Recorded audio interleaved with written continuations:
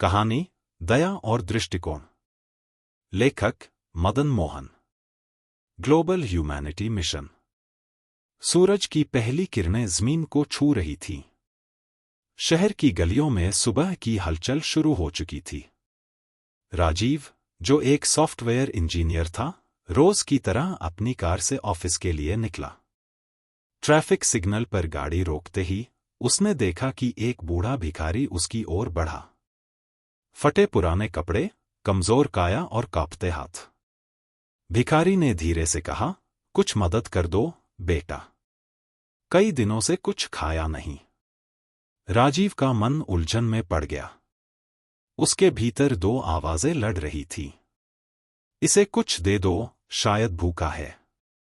अगर इसे पैसा दिया तो यह हमेशा भीख मांगता रहेगा, मेहनत की जगह आलस्य को चुनेगा। राजीव ने जेब से 10 का नोट निकाला, फिर रुक गया। उसने भिखारी से पूछा, बाबा, आपके परिवार में कोई है? भिखारी ने गहरी सांस ली और बोला, कोई नहीं बेटा, मैं कभी बढ़ी था, पर अब बूढ़ा हो गया हूं। काम नहीं कर सकता, बस पेट भरने के लिए यहां बैठा हूं। राजीव ने महसूस किया कि पैसा देना समस्या का हल नहीं है। उसने तुरंत एक निर्णय लिया। राजीव का नया दृष्टिकोण। राजीव ने गाड़ी पार्क की और भिखारी से कहा, बाबा, चलो मेरे साथ। भिखारी ने हिचकिचाते हुए राजीव का साथ दिया। राजीव ने उन्हें पास की एक ढाबे पर ले जाकर खाना खिलाया। फिर ढाबे के मालिक से बात की। उसने कहा, यह बाबा एक समय बड़ी थे।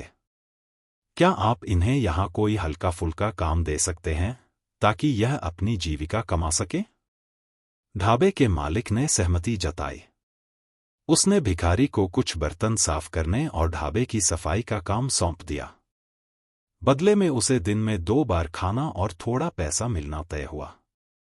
भिखारी की आंखों में आंसू थे। उसने कहा, बेटा, तुमने मुझे नया जीवन दिया। अब मुझे किसी से भीख नहीं मांगनी पड़ेगी। राजीव की संतुष्टि। राजीव ने महसूस किया कि उसने केवल पैसे देकर समस्या हल नहीं की होती।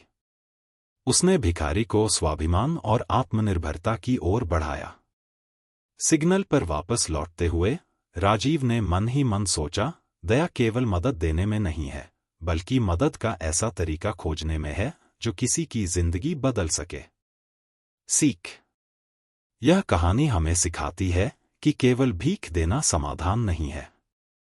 हमें ऐसे समाधान खोजने चाहिए जो जरूरतमंद को आत्मनिर्भरता की ओर ले जाएं। दया और दृष्टिकोण का यह संयोजन हमें मानवीयता के सच्चे अर्थ की ओर ले जाता है। दया और दृष्टिकोण कहानी में विवाद समाधान, कॉन्फ्लिक्ट रेजोल्यूशन के सिद्धांत और उनकी व्याख्या।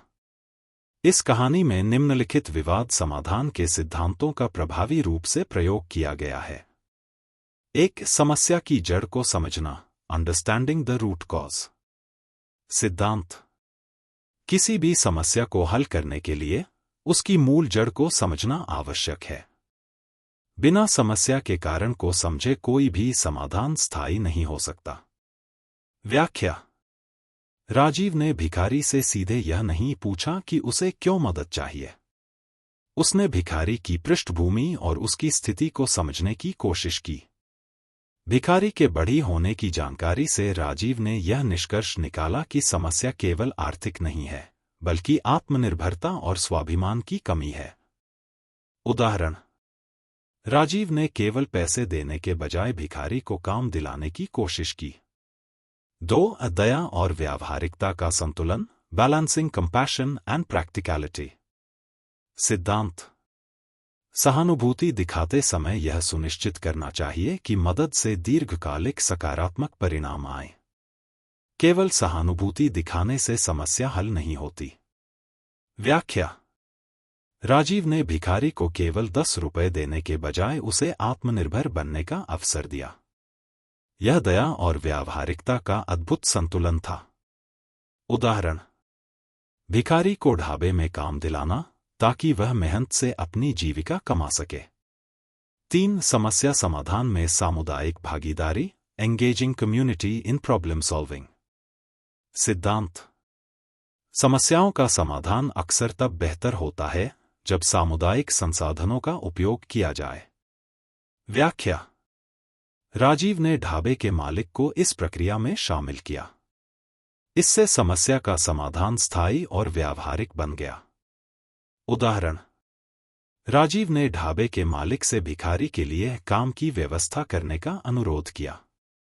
4. स्वाभिमान का पुनर्निर्माण, रिस्टोरिंग डिग्निटी। सिद्धांत। किसी भी समाधान का उद्देश्य व्यक्ति के स्वाभिमान और आत्मनिर्भरता को बढ़ावा देना होना चाहिए। व्याख्या। राजीव ने यह सुनिश्चित किया कि भिखारी को कोई ऐसा काम मिले जिससे वह अपनी रोजमर्रा की जरूरतें पूरी कर सके और उसे भीख मांगने की आवश्यकता न हो। उदाहरण। भिखारी को ढाबे में हल्का फुल्का काम देने की व्यवस्था, जिससे वह स्वाभिमान के साथ जीवन जी सके।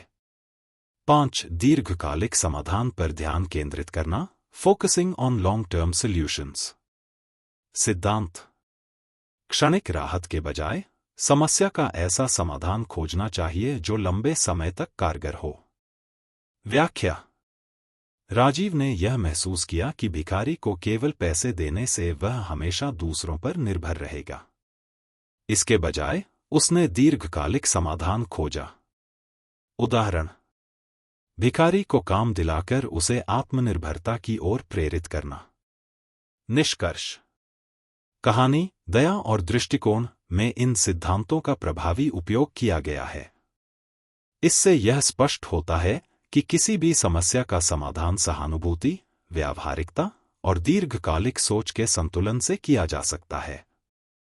कहानी यह प्रेरणा देती है कि मानवीयता केवल दया में नहीं, बल्कि समस्या का स्थायी समाधान ढूंढने में है। धन्यवाद।